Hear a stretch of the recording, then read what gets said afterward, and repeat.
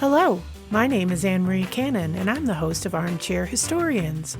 What's your favorite history? Each episode begins with this one question. Our guests come from all walks of life. YouTube celebrities, comedians, historians, even neighbors from the small mountain community that I live in. They're people who love history and get really excited about a particular time, place, or person from our distant or not so distant past. The jumping off point is the place where they became curious, then entered the rabbit hole into discovery. Fueled by an unrelenting need to know more, we look at history through the filter of other people's eyes. Armchair Historians is a Belgian Rabbit production. Stay up to date with us through Twitter, Facebook, and Instagram. Wherever you listen to your podcast, that is where you'll find us. Armchair Historians is an independent, commercial-free podcast. If you'd like to support the show and keep it ad-free, you can buy us a cup of coffee through Ko-fi, or you can become a patron through Patreon. Links to both in the episode notes. A couple weeks back, I chatted with Tobi Olowe, Impressions of America co-host. This is the third episode in our Impressions of America podcast series. If you haven't done so already, I recommend you listen to my interviews with Tobi's fellow co-hosts, Vaughn Joy and Simon Heppenstall. Fascinating stuff. Today, Tobi tells us about the human potential movement of the 1960s. Can I tell you a little secret?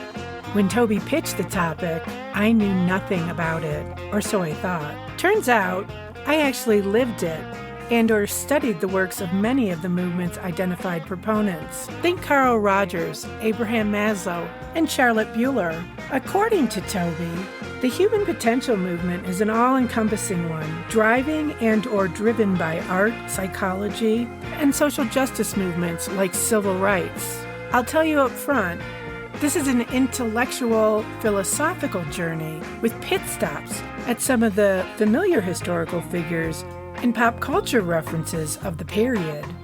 So buckle up, crank on your lava lamp, and enjoy the ride. Tobi Olowe, welcome and thank you for being here today. Yeah, it's my pleasure. So we just get right off into the races, and I ask you the question, what is your favorite history that we're going to be talking about today? My favorite history that we're going to be talking about is the human potential movement that really took root in the 1960s and 1970s. It was a product of the emerging counterculture in America. Many of the leading lights of the human potential movement, like Abraham Maslow, sort of threw out the conformity of the 1950s and tried to create a kind of a way of living, a way of being that was really in line with the counterculture. So that's my favorite history that I'm coming here to talk about. I think it's super interesting because this really didn't used to be my favorite history. I'm someone who loves the French Revolution and the incidents and the events of the French Revolution, these big events, the Robespierre taking over, the fall of Danton, or big events in America like the presidency of FDR, the attack on Pearl Harbor, things like that. But I think as I've grown older, I've developed an interest in history that is usable, history that is actionable, because in my work as a lobbyist and formerly working on some political campaigns, I find that understanding the past is really, really valuable for understanding where we're going, what people want now, what people wanted before, and why governments and people have made the decisions that they've made. And I really think that the human potential movement is so central to the story of now and the problems and the issues that we're having right now in the culture. And I don't think many people understand the real change that happened in the culture in the 1960s and 1970s. And I think it's central, it's really important, and it's really actionable information as well. So yeah, that's why it's my favorite history. Well, it's interesting because when I was born in 1963, so when you suggested this topic, I wasn't really sure what it was. I just didn't know that was the name of it. So when I was going to college for social work, we studied a lot of the stuff you're talking about, self-actualization, but that was not too far in the past. So about 30, 40 years. Oh my God. So 40 years in the past. And then whatever. So I'm really interested. And I just have to say, like, I love that you guys, all three of you on Impressions of America, that you're so well versed in what you talk about and your understanding of, U.S. political history and whatever it is that you choose to talk about. But you guys are younger, and it makes me so hopeful that you're taking your great wisdom and your great ability to think, and you guys are all great thinkers, and that you're filtering and you're looking at and you're, reestablishing from the perspective that you're at. Yeah, and it certainly isn't stuff that I learned at university when I was there. I mean, I did a bachelor's degree in history, which was just a bunch of different things, contemporary, medieval, different things. And then I specialized in MA in sort of the progressive era and some work on Theodore Roosevelt and antitrust, because I thought that was really important for some of the stuff that happened with Brexit, some of the antitrust stuff in America, and really the Trump phenomenon as well, with populism. I thought that was really, really important. But the human potential movement is something that I've only come to understand the gravity of from really doing the podcast. And in my own attempts, not as a scholar or an academic, I only have an MA, but in my own attempts to understand the political winds and to understand why things are the way they are, I've had to go back from reading the podcast and then finding out why things are the way they are. And it's really important that every generation goes back in order to try to reinterpret things in the past, because I feel like the Gen Xers would have looked at the human potential movement in a very different way from millennials had. And boomers, certainly, they were in amongst it, so they had a perspective on it. And older generations would have looked at sort of older Freudian psychology in different ways. So we keep going back to reinterpret things and to get what we need from the past in order to create our own futures, I think. So backing up, you said, and I'm not sure how you worded it, but the relevance to now. You were talking about the movement and the relevance to now. Can you talk a little bit more about that and why, what the relevance is? I would say that the human potential movement for me is really the connection between the right and the left in the 1960s and 1970s. Like, obviously, on the face of it, the right of William F. Buckley and Goldwater, they were stumping for, like libertarian economics, try to lower the minimum wage, to try to attack the Soviet Union, to try to weaken labor unions and things like that. And that's very different from what the left was fighting for. The left was fighting for civil rights, anti-war, and for personal authenticity. And this personal authenticity was the right to be one's own true self, the right to find one's own true self, the right to be actualized, to love the person that you want to love, to be where you want to be, to not be constrained by social conventions. And that's really what sprang up in the hippie movement, which was not so political, but was tied to this sort of cult of youth and nature, associated with many people like Jack Kerouac and other individuals who wanted to, who believed in America, but wanted to be free in a culture that they found that was deeply conformist. And that's not really close to what the right wanted. And most people look at these two movements and they don't see any interconnection. But I think historians have gone back and they've really seen some connection between these two movements, because what the conservatives were saying is, like, the economy is constraining you. William F. Buckley was talking about the constraints of the economy. Goldwater was talking about, even with regards to civil rights, he was saying that if you go into a store why should the store owner have to serve anyone? Like, if a black person goes into the store, why should the store owner serve him if the store owner doesn't want to? On its face, it seems like a racial argument. But in the construction of the argument, what Goldwater was saying was that people should be free to do whatever they want, you know? And what William F. Buckley was saying in The Economy is people should be free to do whatever they want. And then the left was saying people should be free to do whatever they want. So what you had is this interconnection, which is a broad movement that I see in the 1950s and 1960s.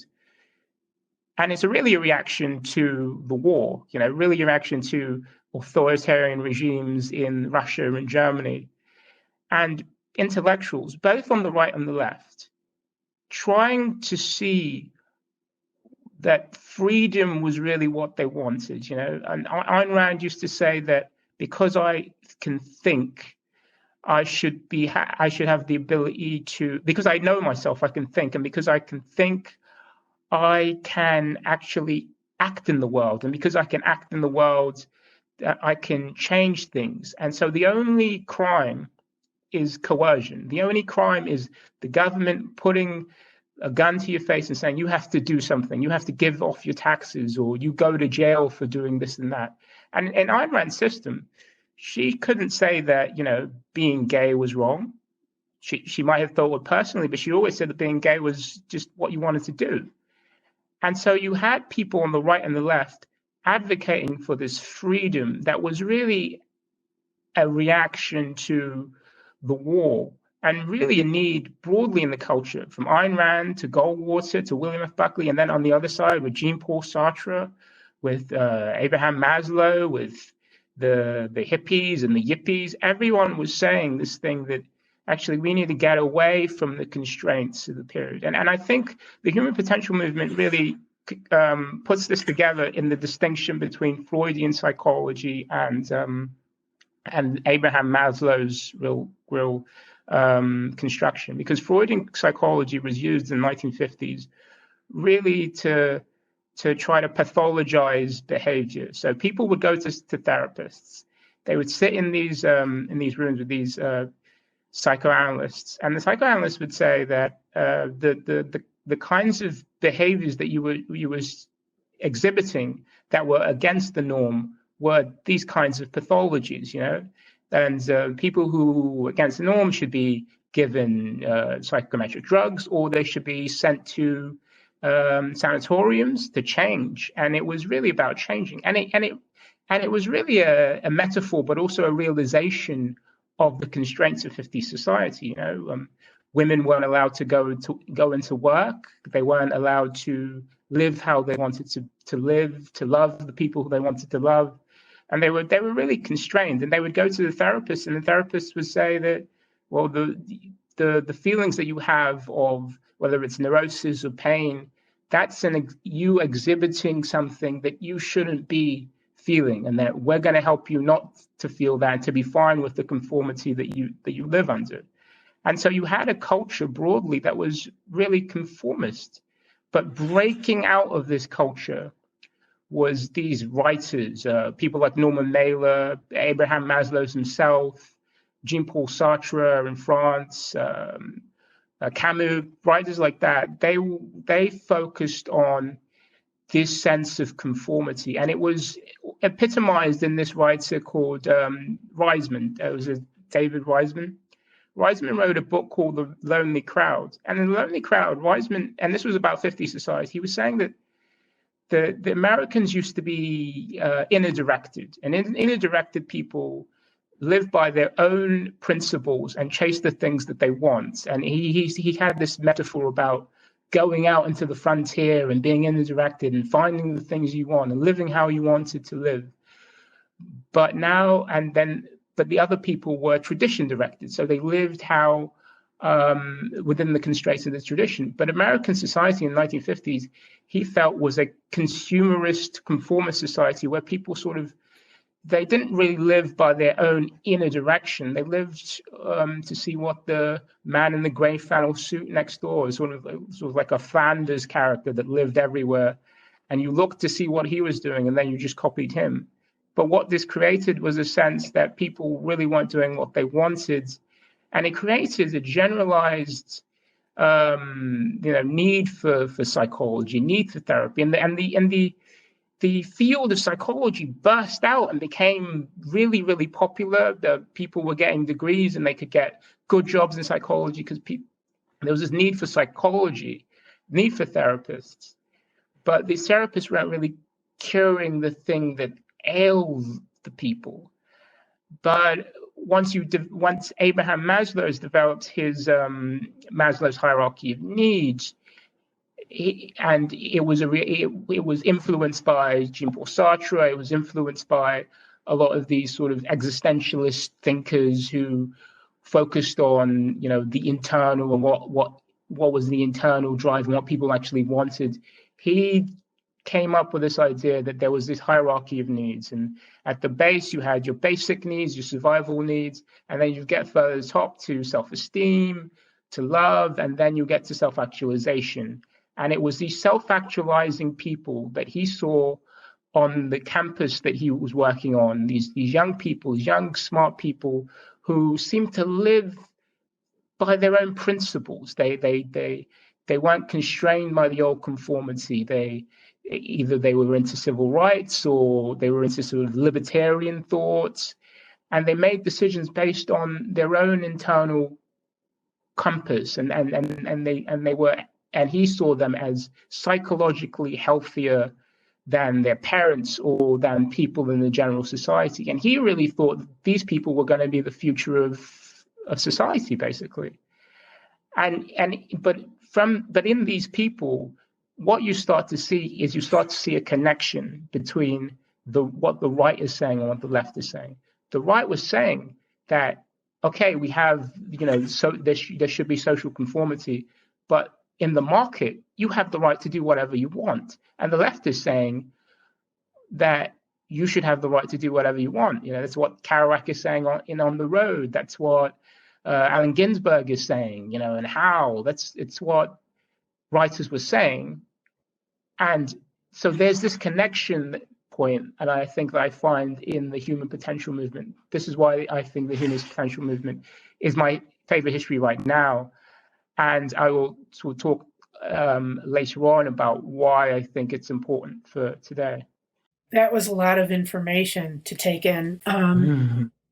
It's an interesting concept, and I would have never thought of it that way, yet your argument is very logical, and I can see that the right and the left were saying the same thing, but in different ways about different things. It wasn't all encompassing either, because obviously if it was, then we would have social justice. Let me just put it out there as a big lump. So it's always metamorphosing this movement and the energy from it and what's happening from it. And you've taken it to the political realm, you've taken it to the personal realm. You talk about art, and it's almost like what you're saying is art started putting those ideas out, and then the movement came. Is that what I heard? Yeah, I think it's like I used to think of history as about great men. As I grew up, you get into Mao and Stalin and all these great men. And then I sort of started to think about history more sociologically.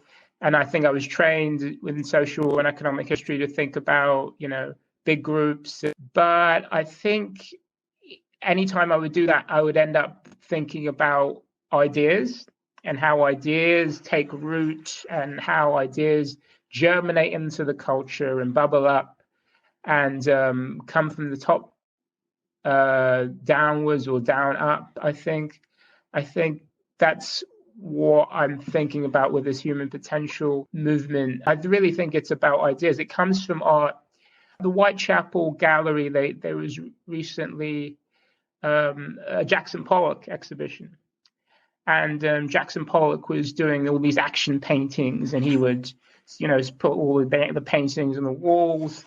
And really, it was a crazy American invention, because the MoMA art gallery that was started by the Rockefellers, usually they would just put on art from Europe. Art was considered to be a European thing, But Jackson Pollock made this abstract expressionism an American phenomenon, and it was the first real, I think, American art form in that, in the palette art. But Jackson Pollock's work had been used by the CIA in Soviet countries to try to inspire a revolt against the conformity of Soviet countries.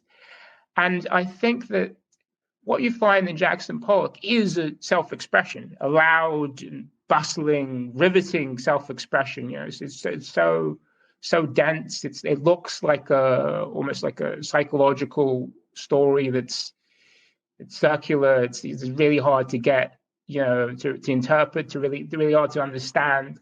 Pollock was being an individual. And I think you see that in the work of Jack Kerouac as well. Kerouac's on the road. He's going through San Francisco. He sees the jazz. He sees the black people. He sees the art. He sees the women. He meets one woman. He's not interested in her anymore. He goes to another woman. Are really putting together what this kind of new world is going to be. It's more partial. It's not. You're not rooted in your nuclear family as much. You get to go where you want to go and be who you want to be. And it's a loud and thunderous call that I think is happening. And you mentioned the social justice, and I think on the left they really did care about social justice. They really did. Like the Black Panthers, they would have community meetings where they would give people food. They were genuine socialists. They were inspired by the Battle of Algiers, and they were inspired by Marxist movements in the Viet Cong and Marxist movements all over the world. But I think what they were reacting to in the society wasn't necessarily capitalism in a way. I mean, it was capitalism, but it wasn't capitalism because a lot of people don't really think about it. But in the economy in the 1960s in America was great. It offered people a social compact between, especially people in the emerging middle class. And by middle class, I don't mean like people in the PMC. I just mean people who had good regular jobs. They had access to healthcare. The economy was booming at 6-7% every year. Although there's the Korean War, there's the Vietnam War. But the reason why you had this big baby boomer generation who were attracted to hippiedom and who attracted to rock music and had this free time to become hippies or anti-wars because the economy was so strong. You had such a strong economy.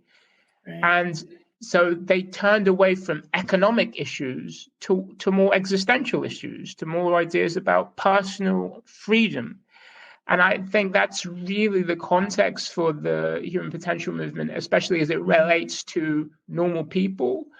But it did come from the art. It came from Pollock. It came from Camus. It came from Kerouac.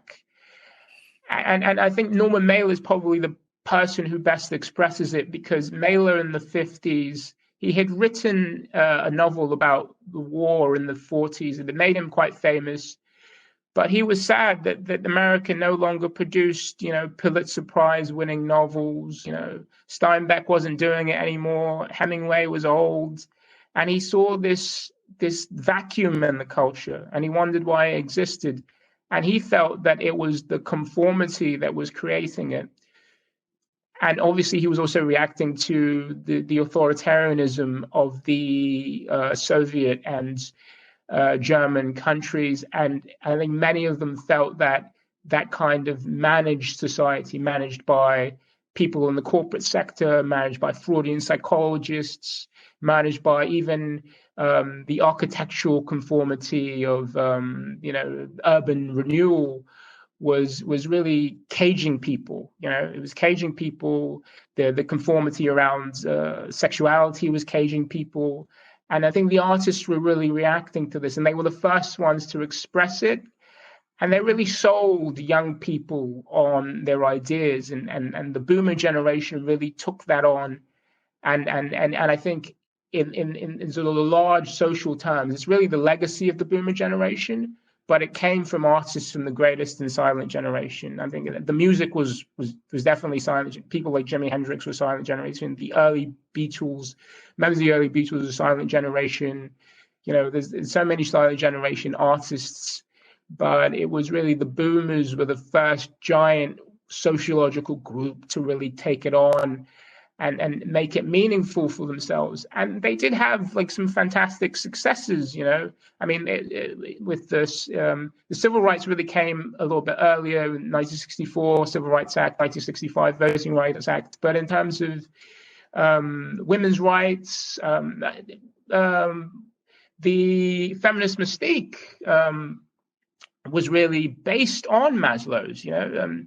And the feminist mystique, she writes that women in the home who don't go to work, and many of these were upper middle class women, but they weren't actualizing themselves. You know, a lot of them had depression. They would go to therapists for depression. And she wrote that according to Maslow's hierarchy of needs, they had their basic needs. They did have some sense of belonging because they had, you know, sort of easy access to love, but they didn't have the responsibility. They, you know, they did too much emotional labor, didn't have to do labor for themselves. They didn't work for themselves. They weren't learning. They weren't actualizing themselves in the world, and they weren't becoming the people that they wanted to be. And they were having real psychological problems because of it. And I think that this movement really helped women. It helped, you know, germinate the gay rights movement. It helped with African American rights, certainly negative rights, not necessarily positive, you know, more social justice rights. But I think it really helped. And it's an. Can I stop you there just for a minute? Because you guys talk a lot about the negative rights. I've heard that in your pod. Can you just kind of? I'm not sure I know exactly what you mean when you say negative rights. I think it's a concept that I didn't really understand myself until I heard about this guy called Isaiah Berlin, who was I think he was a philosopher at Oxford. He tried to come up with the two kinds of rights. There were positive rights and negative rights. And negative rights were basically the right to be left alone and do what you want. And then positive rights were the rights that you ask for from other people in terms of security and food and shelter and taxes and roads and things like that. So yeah, it was negative rights and positive rights. And in terms of these rights to just be left alone and do what you want and be who you want to be, there was some tremendous success from the artists broadly in the culture, I think, from the human potential movement and from the 60s and 70s generation. That's what I think. And I think it's borne out by some of the legislative successes they had. Some took very long. I mean, you still had Don't Ask, Don't Tell in the military, and there was terrible discrimination of gay people and African Americans. But by the time you get people who are politicians who were born in the early 1960s, you start to get conservative politicians who pushed through gay rights laws. And you had it in England with David Cameron.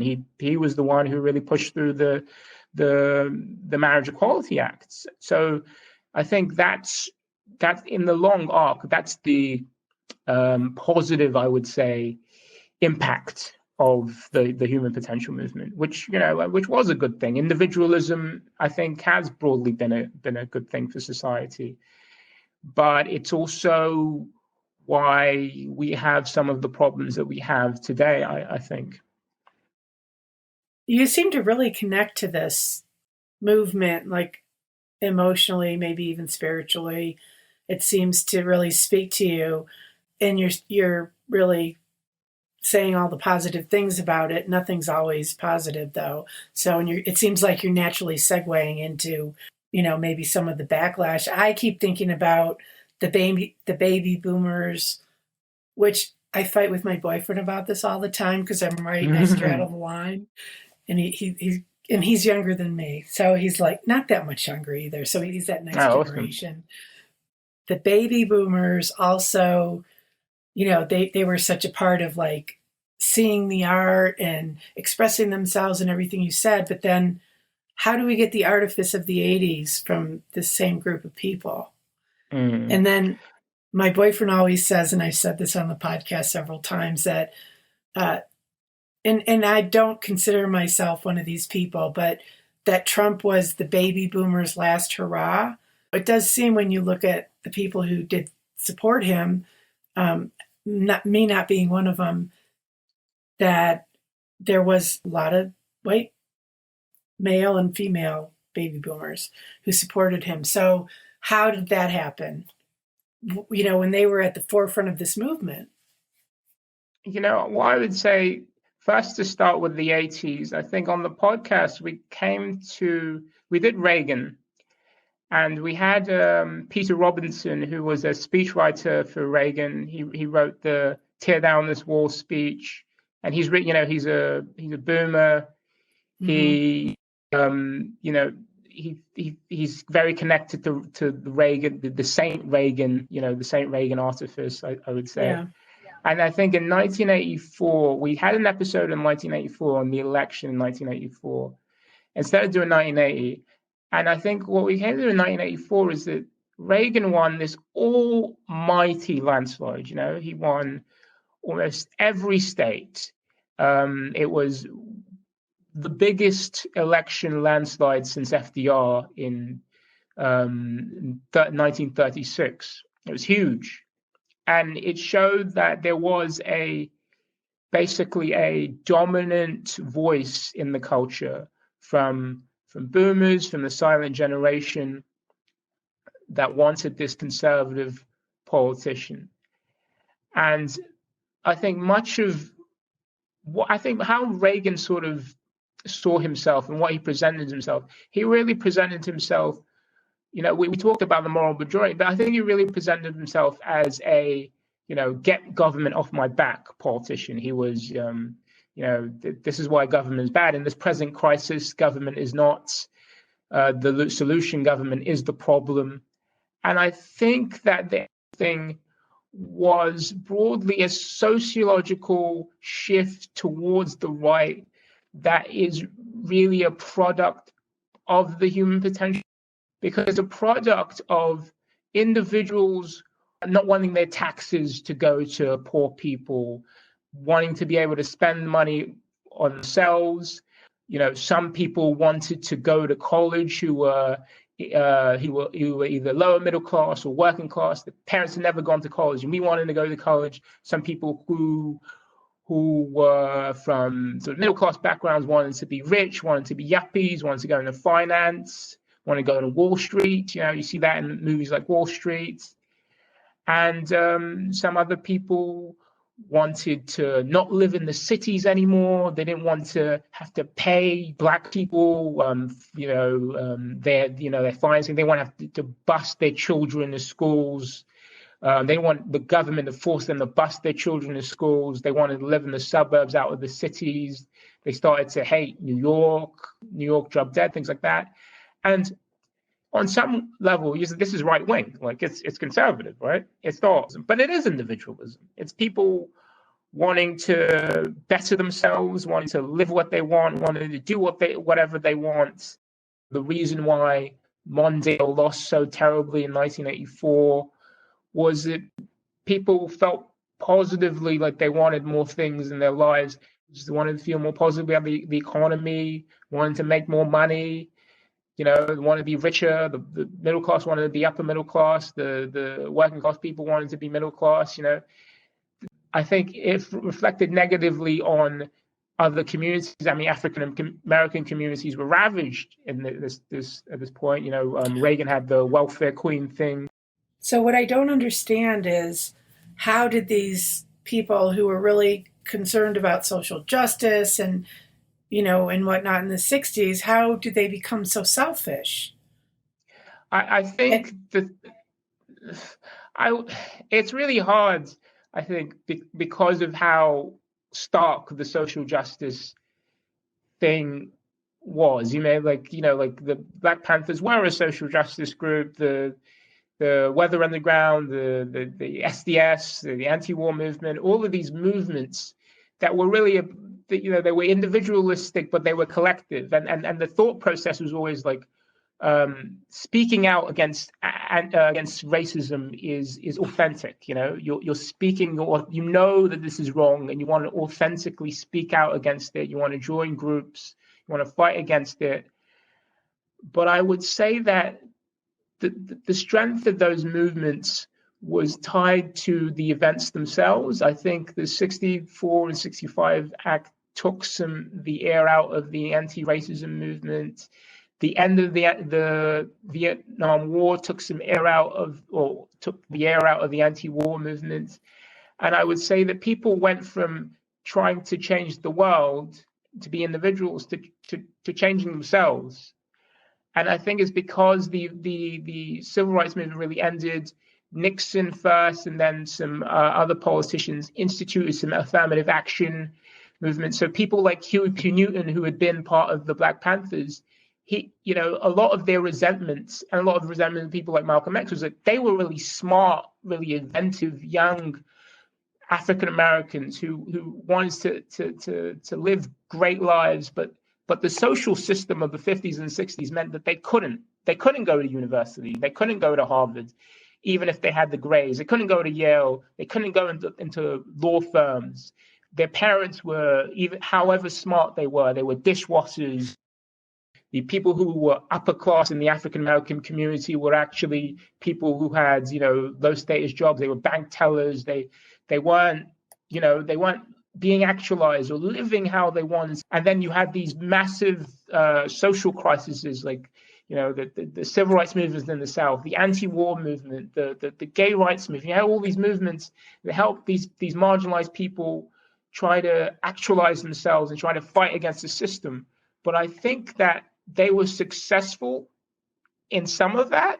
In the civil rights movement, they were successful to some extent. The women's movement was successful to some extent. They got into the jobs. They became actualized. Some African Americans who were from sort of more educated backgrounds were able to do the things they want. They were able to work in the government. They were able to do some of the things that they wanted. And as the real social crises receded into the 80s, then you started to see people move away from trying to change the world by being authentic to themselves, to try to be authentic to themselves, and then to try to change themselves and feel like if I change myself, I'll change the world. Wow, that was quite a roller coaster ride you just took me on. That was a really good, thoughtful answer. So where do we see this today? Is there still a thread of this? Has it turned into another movement? Is it latent? What do you think? And I think we see it in the self-help culture a lot, and movements like EST, movements like Scientology, actually. There's these, the thing that Abraham Maslow's came in with and the Esalen Center came with, ended up with movements like EST, which were about, I think it went from, changing the world, changing yourself, changing the world through authenticity, changing yourself.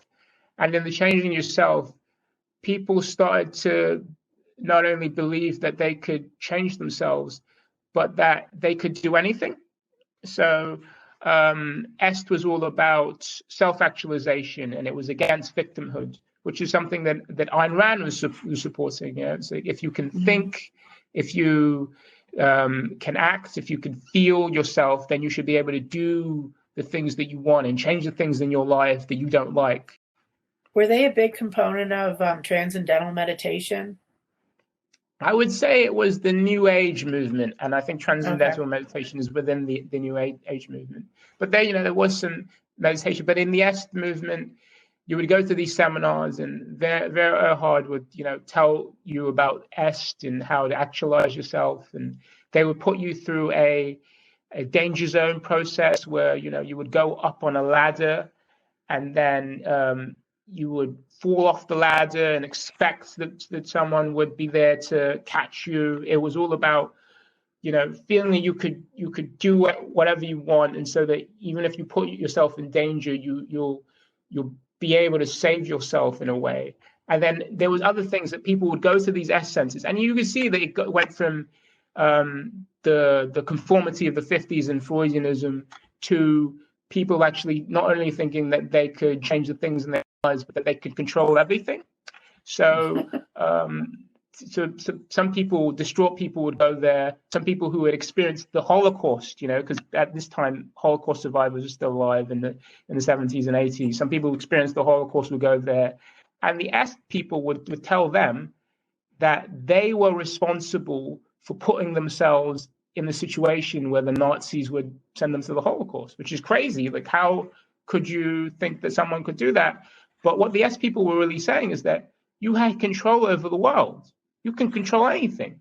If something happens to you, and you feel victimized by it, you're not a victim. You control that situation. So you're never a victim in any kind of situation. And you can see how this is part of untethering the social justice point, because what it was saying is that people who were in difficult situations, single mothers or people who were in prison, or all these kinds of people, they had made the choice to be in those situations. They had made the choice to make these bad decisions. You have choices. And so with these choices, if you made the bad decisions, you're putting yourself in a bad situation. And then they were taking that so far, and you could see this in Est, but you could see this reverberating into the self-help culture. So in popular psychology, that is in the bookstores everywhere, and everywhere in England, to be honest, you read the stuff and it tells you, and it's really a product of the human potential movement, but it tells you that you have control over everything in your life. You can't be nudged in a particular way. So it basically blames the victim. It's basically blaming the victim. It leads to victim blaming. You can see how part of it was empowering for people, and then when it got to a different extreme, it became disempowering. And I think there's almost like a spectrum where on one side, and you often find that actually people who think this way, they also tend to be religious as well, because if you're religious, you think that if you can control the world, in some situations that you can't control, God can control those situations, and you control those situations by praying. So you also control the situation. So what I keep on thinking of as you're talking is, I went to therapy in the 80s and did all these different things. And for me, what I've evolved into is that anything that is dogmatic, I don't care what it is.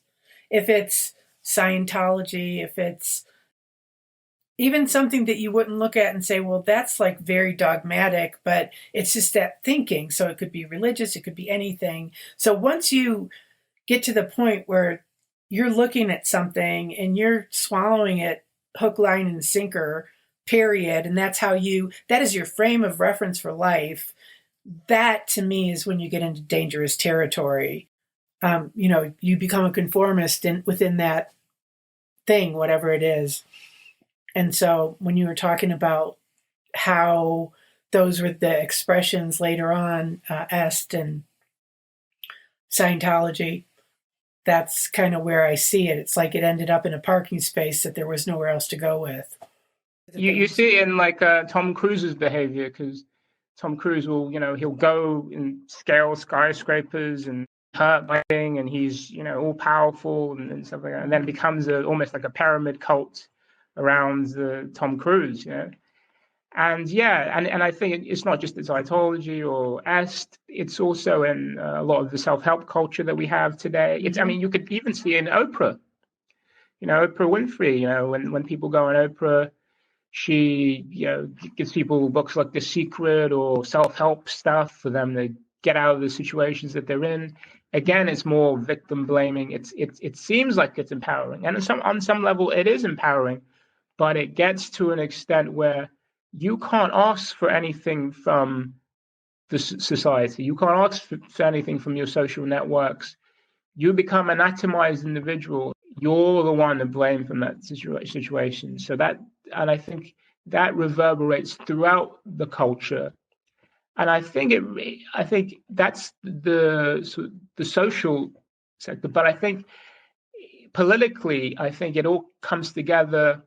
And then politically, it's less directly connected like it was in the 60s, where Maslow was reading Sartre and Goldwater was reading Buckley, and all these politicians were reading each other, and then people were, getting into it and learning and stuff. But in the 1990s, the Democrats had moved, right, and they moved right because of suburbanites who had grown into individuals. I mean, a lot of the polling they did by people like Stanley Greenberg and all of Clinton's pollsters, they found out that actually these people who, their parents had been Democrats for social needs, their parents were good Labor Democrats, but now they were no longer Democrats because, they were self-actualizing. They were individualists, and now they wanted to be Republicans. So the Democrats reduced their policies for social needs. They increased policies for education, because education meant the equal opportunity that everyone seemed to want at that point. But they reduced their welfare. They had welfare reform. They had a crime bill. They had they wanted to have a grand bargain on Social Security. So they were taking away people's positive social rights because they felt that people wanted to be individuals. They wanted to control their lives, and that they had this human potential. I think Bill Clinton would always say that, he'd look in his family, and Bill Clinton's a really good example of this because this was a guy who came from nothing, basically. Right. I just want to interject one thing here. So I was just listening to your Bill Clinton episode, which you're covering some of that stuff in here, but really enlightening. And I recommend my listeners to listen to it. Was that the first of a 3-part? We did the New Democrats episode, then the second one we did on the Clinton presidency, and the third one's going to be with Michael Isikoff, who covered the Monica Lewinsky scandal for Newsweek. Really listen to it. It's really worth a listen. I just wanted to interject that. Yeah. So Bill Clinton becomes almost a representative of this because he was a hippie, he was a draft dodger. He listened to all this music. His brother was a musician. He listened to Creedence Clearwater Revival and all these great bands, and was a hippie, was a Rhodes Scholar, then became a politician. And he became a politician for this middle of the road who wanted to better themselves and wanted to be self-actualized and stuff like that. And so he wasn't really like a paternalistic Democrat of the old style that FDR, who just wanted to give people positive rights. He sort of wanted to empower people based on the things that he had learned, these sort of human potential things that he had learned. Because you always say, Bill Clinton would go to a drugstore and he would be like, this guy at the drugstore, he's probably smarter than I am, and he could be in my position if only he was given the opportunity to be in the position. And that's a positive thing to think that, Mm-hmm. But is that necessarily the case? Is everyone going to have the opportunity to do all the things that you've done? But they felt that way because they were much more positive about the possibilities of the human being. And in some ways, it's a nice sentiment, but in other ways, it crowds out the ability for social groups to come together and do things for each other in a more sort of communitarian way, like was envisioned by older politicians like FDR or Clem in England. So they changed from political parties based on positive rights to political parties based on this sort of almost like this human potential thing. Mm-hmm. So how does this movement spill over into other countries? You're in England. Well, I like to say that America is really where you see it the best, because America in the 60s, had the music and it had the intellectuals. So it had the Doors and the Beatles, and then it also had Maslow's and Norman Mailer and Tom Wolfe and all these guys. England didn't really have the intellectuals, but England had the music. Mm-hmm. Beatles and Rolling Stones.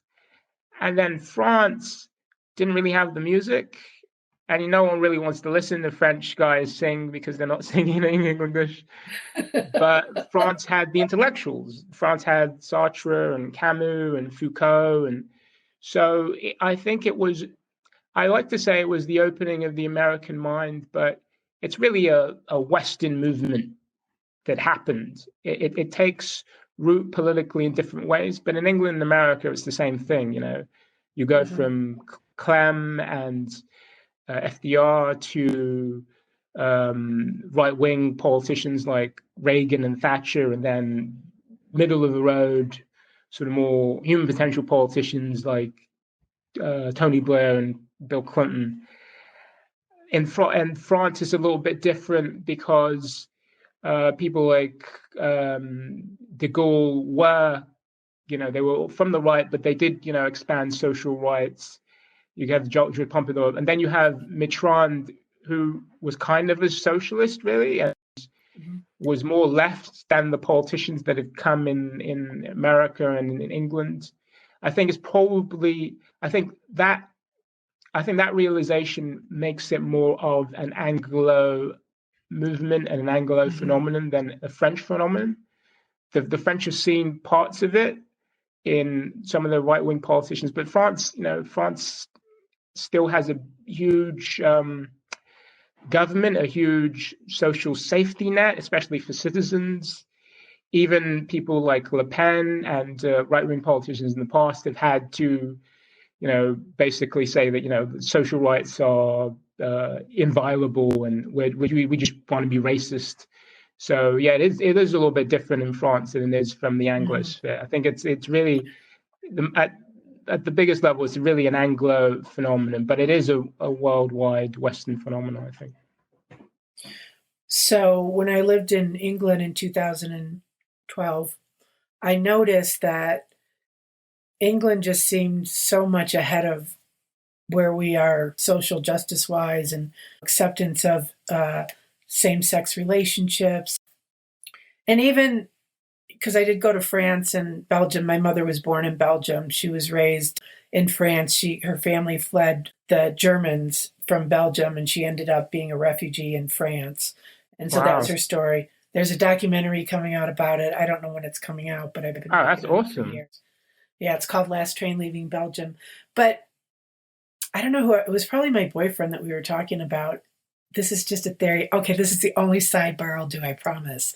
So this is just kind of a theory. What we were talking about is that it seems like my mother was raised Catholic. And when I get back together with her side of the family now, they're all atheists. Like my cousins are like, no, I don't believe in any kind of God or anything like that. And also I'm kind of feeding all these different ideas into it. When I lived in England and what it was like there, I just felt like, we were so far behind in, our thinking and how we do things and how we treat people. My boyfriend said, I think it's because of World War II and the people who were in World War II, they lost everything, and so this idea of a God, he uses that, my family over there doesn't believe in God. It's almost like they realize the futility of this religion. And I'm not saying anything good or bad about religion regarding that. But so when you were talking about which prime minister was it that passed the same-sex marriage? David Cameron, yeah. And I would say that it is true almost. I would say that in Europe, there was almost this, I'd say in Europe, Nietzsche was almost like a historian. And some people don't like Nietzsche, but I think he's a really great historian because he basically figures out that religion was no longer the organizing connection between people in Europe, after the 1880s. Yeah. And you do see this, you see it in the 20s in America, but it never really happens. I think in America, yeah. I think probably your boyfriend is right. Because of the war, because of so much death, and the experiences that they had, it really changed them. But America was never really touched by the kinds of bombing campaigns of the Blitz and things like that. But also, I think America provides people with their own isolated communities and different kinds of communal religious experiences that Britain never provided people with. It's much more of a secular culture, and I mean, to some extent to the detriment, because I feel like people here are more, I don't know, they're more pessimistic than Americans tend to be, and they're less self-reliant in a way than the Americans are for some positive and some negative reasons. But yeah, it's definitely true. It's a strange thing, really. But then it's also strange because America gets the two sides of the human potential movement. It gets its irreverent secularism, and it also gets its music. But then it didn't really change.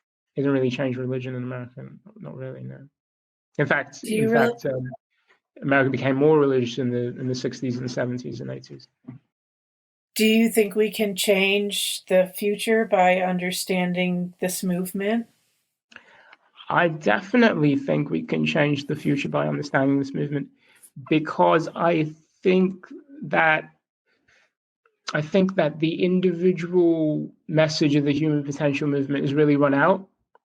And maybe it might be a boomer thing, but I think that with Brexit, with Trump, you can see that this integrated society with negative rights is becoming a little bit difficult for people.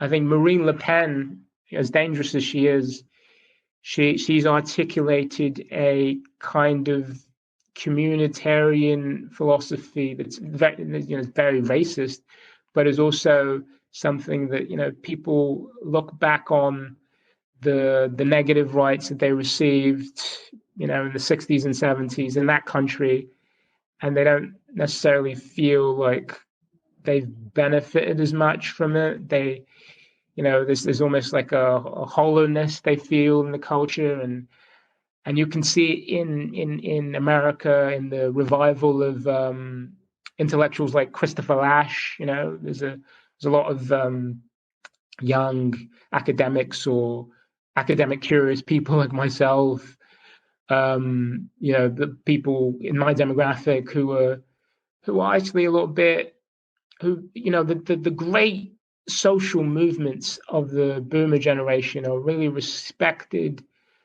but in terms of their utility for creating a better society from right now, people don't really feel that anymore. The conservatives, like I said, like David Cameron, really brought in, the Equality of Marriage Act. Conservatives seem to no longer really be focused on moral issues. They're really focused on individual rights, and McConnell in the Senate is focused on the economy and trying to make sure that poor people don't have anything. And I really think that because of that, people are starting to see that both on the right and the left, it's quite secular, and it's quite secular because of this human potential movement. People wanted to be free, they got to be free. Some people like being free and they want power, both on the right and the left. But I think that on the right, you're seeing with senators like Tom Cotton, like Josh Hawley, you're seeing conservatives who actually want increased economic rights now. You're seeing, movements like Bernie Sanders and Donald Trump. You're really seeing this human potential focus on individual rights really relapse, and people are much more focused on community and trying to have communities in a digital age. They're much more focused on isolation, on loneliness. They're much more focused on, economic rights like the minimum wage, like labor rights, collective rights. And I think, so the human potential movements really run out. But the reason we had the society that we had, the reason we had almost this center right Reagan Clinton condition that we had was a product of the human potential movement. And the reason that it's no longer satisfying is because the human potential movement is really run out. So there's a space, I think, and it's a tricky space to really work in, but there's a space for a kind of emboldened positive rights movement. Conservative parties are moving to the left on economics a little bit. You see it with the Boris Johnson administration. They're trying to increase corporation tax. They're furloughing people and giving people money. You're seeing it with the Senate right now and the House right now, with Mitt Romney trying to pass a minimum wage bill, with Marco Rubio trying to pass new tax credits. You're sort of seeing a drift away from the individual to the collective. It's dangerous because it's come out as racial and and quite identitarian in many ways, which is why I brought up Marine Le Pen. But I do think that people have gotten tired of the freedoms that the human potential movement brought to them.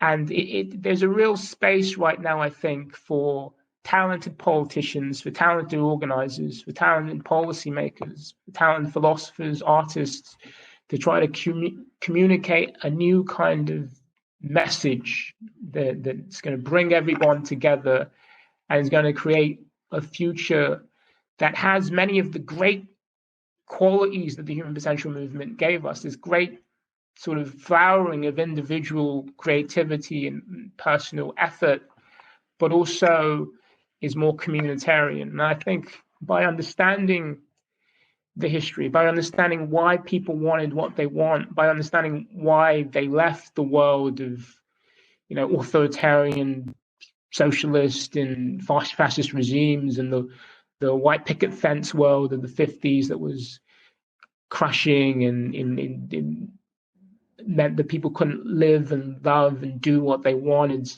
why that was powerful, why it ended up in great swayed victories for libertarian conservatives and created a new Democrat movement that was more to the right in economics, but more to the left on social issues. And why people don't necessarily want that as much right now. I think by understanding that, you'll be able to create a new political movement, a new political center. And I think in my own life, I recently was an organizer on the London mayoral campaign. I ran part of the Southeast division of the campaign for an independent candidate. And he was a conservative, and my politics are much more, liberal and left.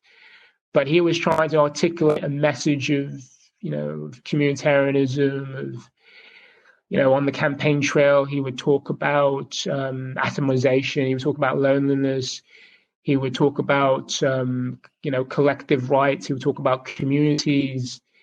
And he was really articulating a message that I understood from what the Conservatives and the Labour Party were offering in the past. And I really think is to our future, which will be much more positive, trying to create positive rights for people, trying to find out what worked in the 60s and 70s, what people will write about in the I mean, I could talk to you about the 1920s and 1930s and talk about, why there was left economic movements, what people write about in the 1920s and 1930s, what people write about in the 1950s and 1960s, and how to bring those two poles together and create something that's better, that's newer, and that's really in line with what people want today. So it's almost like a marketing thing. Like you study the past to understand how you sell, new ideas to people.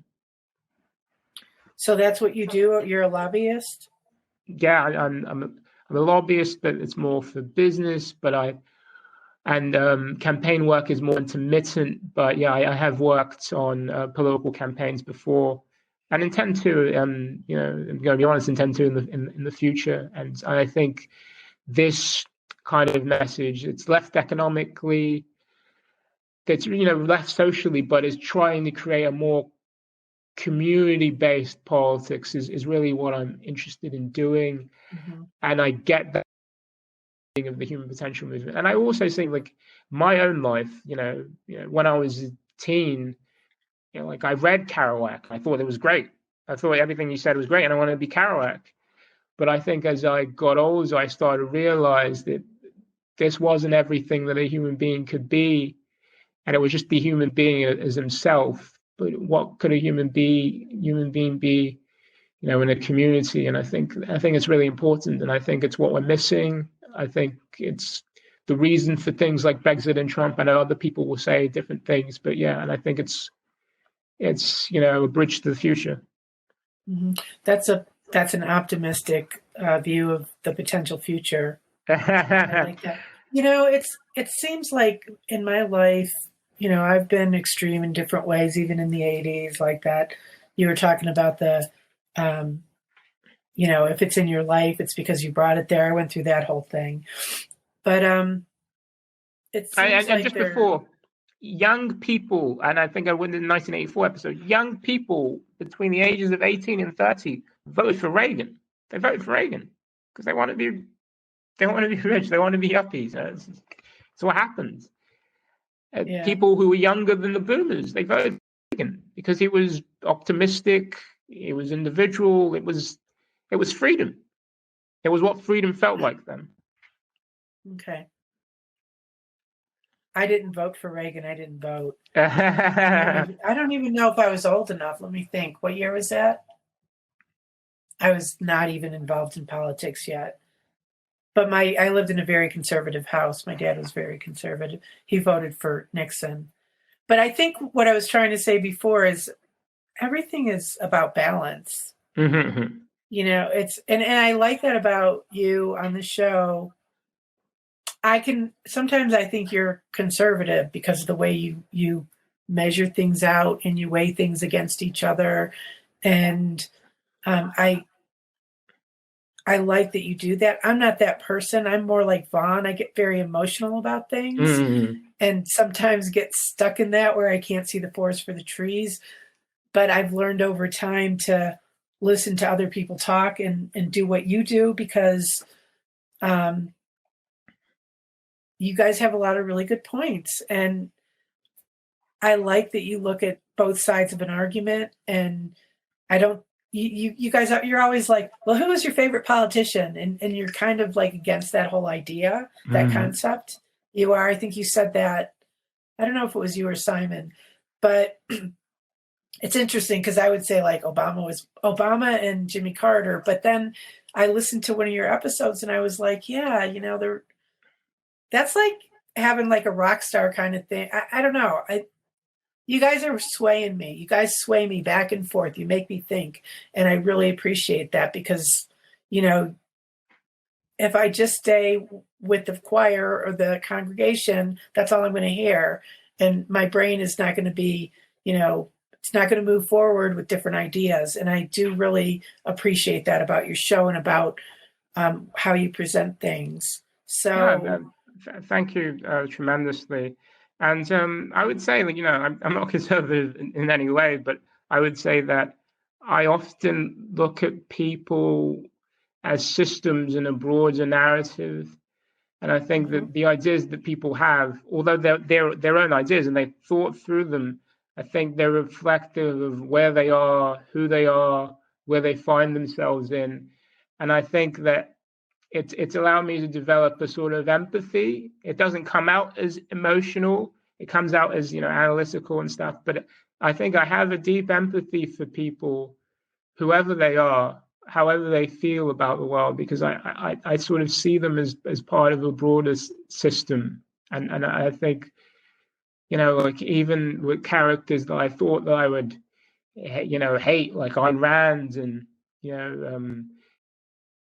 M.F. Buckley because he was funny and interesting, but even characters I thought I would despise, I see why they felt the way they did, why their formative experiences gave them that view of the world, and maybe it means that I'm a bit of a relativist, and that's probably true. And someone like Vaughan probably thinks of it more morally, and she probably thinks that people have the same way of should think the same way, or the moral when you get through the questions by thinking about them. But I don't know.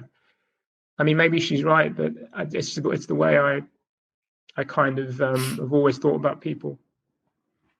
Well, I know for the past 4 years, I have basically felt like you were either an enemy of the state, and I never felt that way about. I'm obviously liberal.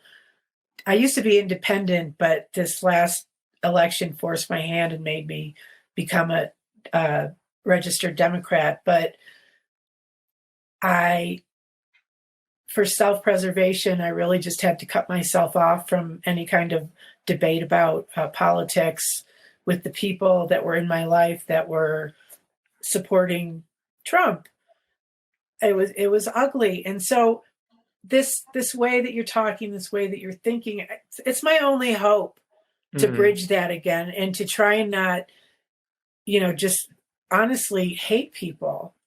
And that took an emotional and physical toll on everybody, I think. And so kind of plodding along, listening to the way you reason things out. And, I don't like that we are so polarized. I don't like that. And honestly, in the past, I have voted Republican.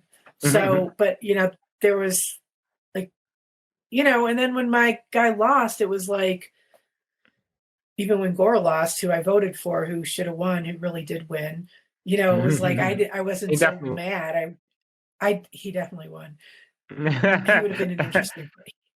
would have been an interesting president. And I really liked what you were saying about, and I didn't know this, about how he was telling Clinton that he should not sign this Don't Ask, Don't Tell, I think it was. Was it the Don't Ask, Don't Tell? And I thought that was really interesting. I think Gore was more like the New Democrats, when they saw his speech at the convention, they weren't very happy about it. He had that big climate change thing. He was more left. I mean, he had Joe Lieberman probably, because back then the party was more to the right. But yeah, he was more of a genuine liberal than I think Clinton was. Clinton's much. Yeah. I think if you listen to his speeches, he's very, I would say, idiosyncratic. He really is this big human potential politician. Yeah. He's very, very different, I think, from the standards. So, yeah, is there anything else you want to tell us about this movement that you haven't touched on? No. I think I've kind of covered the basics of it. I want you to kind of think about the movement and the time period that you talked about. Where do we see this in pop culture? I would say maybe in movies like Wall Street. I would say that in pop culture, you have to really go to the interviews that Erhard gave, or interviews around Scientology. It's much broader than specific pop culture moments, because I think it's what people have come to believe together. And I don't think there are big pop culture moments, apart from sort of interviews with Erhard. But yeah, I don't think there are big pop culture moments that you could say really capture it. In the 1970s, you had filmmakers like Polanski and Scorsese making these movies about sort of individuals that are much more dark, and much more self-reflective. But that was a reflection of the left's take on society.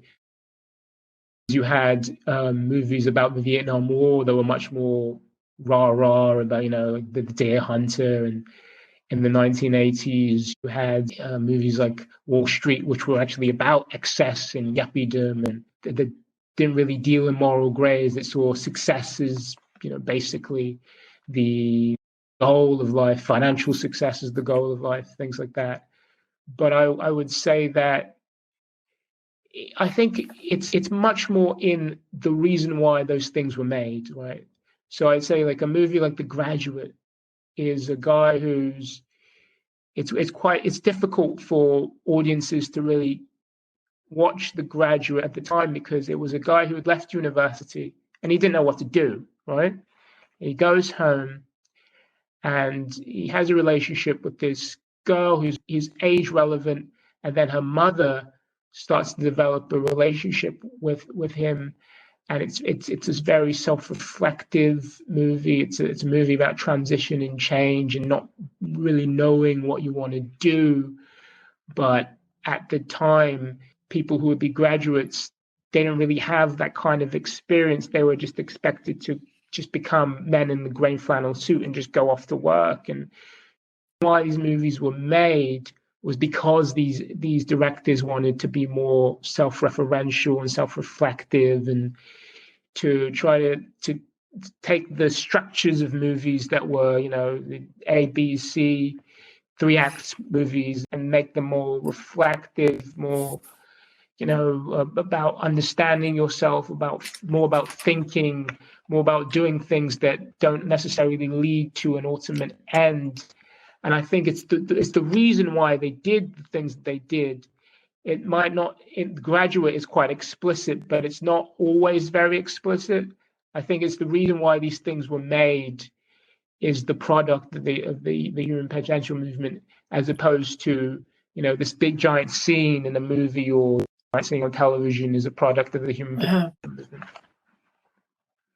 Interesting. So do you think that it was a failed experiment, a successful experiment, or somewhere in the middle?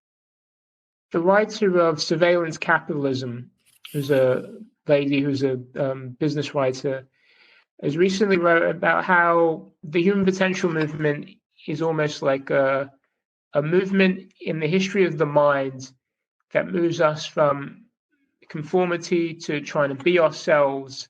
But now with the internet, the algorithms on the internet, whether you're shopping or you're collecting data for COVID, or you're watching videos on TikTok, it's collecting all this data, and the algorithms are saying, wait, this person wants to be an individual, but this person is like this person is like this person. Let's sell them this to them, these kinds of adverts to them, these kinds of people to them that look just like them. And so that the algorithms notice in the connections that people are very similar, but we think we're individuals. Her name is Shoshana Zuboff, and she thinks that there's going to be another kind of opening in the human mind that the human potential movement really created, to a future that is more about positive rights, who have not got the benefits of the human potential movement, to become more individual, and then to this new human potential movement. But the way the internet works, the way the data companies work, they are trying to stop this happening, and they're trying to make us all into just sort of like atomized individuals. Think they're individuals, but caging us off from other people, caging us into vacuums where we don't talk to anyone who doesn't believe what we believe, where we don't know anyone who doesn't believe what we believe. Do you think that they're doing that on purpose, or it's just a byproduct of what they're doing? It's a byproduct of capitalism. No one is doing this on purpose. If you got Mark Zuckerberg here to do an interview with you, he wouldn't say that he was doing that. The head of Amazon wouldn't say that they were doing that. I think the intention is just to sell things to people. But I think, whether it's or whether it's some other policy, like we have to kind of get control over these things. But I think that the human potential movement led us to this juncture where, we think we're individuals, but the systems don't necessarily think that we're individuals. And where do we go? Where do we go from here? But we're sort of dealing with a time where that first, as Shoshana Zuboff calls it, the sort of first individual period is kind of waning in terms of its benefits for us. And what do we do? And what we do from here is a complicated question. But before we go into the future, we need to ask how we got here and why some of the things were positive that led us here, but why some of those things were negative, and how do we fix those things, and how do we take different things from different periods. I mean, it's what they did in the French Revolution. You know, the French Revolution, they were obsessed with the Roman Republic. You know, they also thought about things that happened recently in America, and they were trying to create a society, you know, that took things from the past, that understood why they got where they were, and trying to create solutions. And I think this is the thing about history. You know, history is really valuable for people who work in politics. I mean, the historical method is valuable for everyone, but it's really, really valuable for people in politics. And trying to create a future is a difficult thing, but it's a thing that we can't ignore. Like, it's a problem that we have to deal with, and we can only deal with it by knowing how we got to where we were, and also not being so cynical about the motives of the people that brought us here. You know, knowing that they were people who wanted things. They wanted things to be better for themselves in some way, even if they ignored other people. But knowing that it might not have been great for society. You know, the main point I really want people to know about this history is when they study the history of the 50s and the 60s and the 70s, is to look less at the confrontation that is obvious between the left and the right, between the Goldwaterites and the SDS, the student movement, the gay rights movement of Harvey Milk, or the Black Panthers of Fred Hampton and Huey P. Newton, or the feminist movement. You know, to not look so much at the confrontations, but to look at where they were agreeing, and to find that created a consensus. You know, I think a lot of people look at leaders and think that the leaders were the ones that sort of made the world into the way it was. You know, if there wasn't Reagan, then America would be this, and this. If there wasn't Thatcher, it'd be this. You know, England would be this, and this. I think we really need to look at artists, look at thought leaders on some level, and then look at what people are saying to themselves. You know, how they're rationalizing life. Look at the social history. Look at, you know, what people wanted, what people were doing, how they spent their money, where they were going, who they loved, who they didn't love, you know, what music they listened to, you know, what clubs did they go to, and to find out, you know, what people share and what people think, and how people feel about society. And because I think that's the only real way to do history. You know, and I think history is endlessly valuable on the level of the stories that you can learn. I think it's my favorite subject by a mile, really. And it's really valuable for creating a future for ourselves, because how do we know where to go if we don't know where we came from? Agreed. I really enjoyed talking to you today, Tobi. Thanks for being here. Yeah, it was a great pleasure. I love to talk about this topic. I'm really happy that you invited me here. I mean, I really like that you appreciate the impressions of America. There you have it.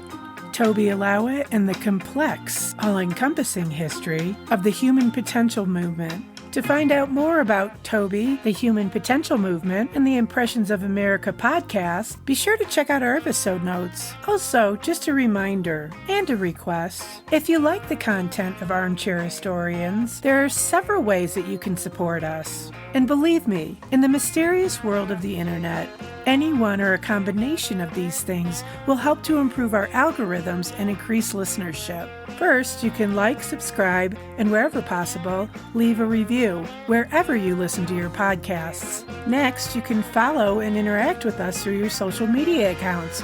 We're on Facebook, Twitter, and Instagram. Finally, if you really enjoy the show and are in a place to do so, you can also become a patron through Patreon or buy us a cup of coffee through Ko-fi. Every little bit helps. Thanks for listening, and have a great week.